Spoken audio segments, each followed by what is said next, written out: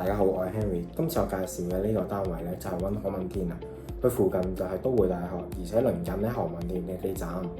咁我今次介紹嘅呢一個單位咧就係溫康文天嘅一座底層該室，實用面積有714尺，3房1套單位。我哋依家嚟了解一下。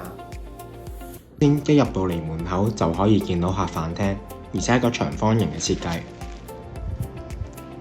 咁然後我哋走去窗口嗰邊啦，有個露台嘅位置嘅，坐向西南面，而且望到都會大學。然後喺正飯廳同客廳嘅中間就係廚房位置啦。咁廚房咧都配備咗一啲爐具噶啦，咁明火煮食啦，同埋啲雪櫃啊、焗爐等等都應有盡有。走廊連接住睡房同埋洗手間。咁首先我哋去睇洗手間先，洗手間有企缸嘅設計喎。咁然後去到其中一間客房啦，客房都係採用咗一啲正正方方嘅設計，容易擺放家私嘅。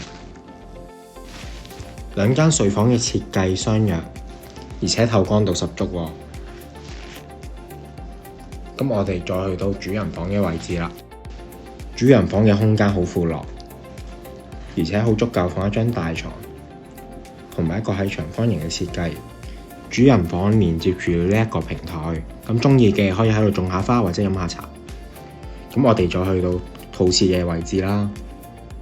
咁佢一個浴缸嘅設計，而且仲有啲收納嘅空間。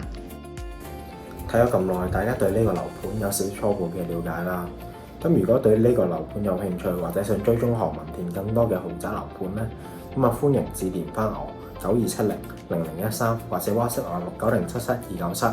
我哋下次見啦，拜拜。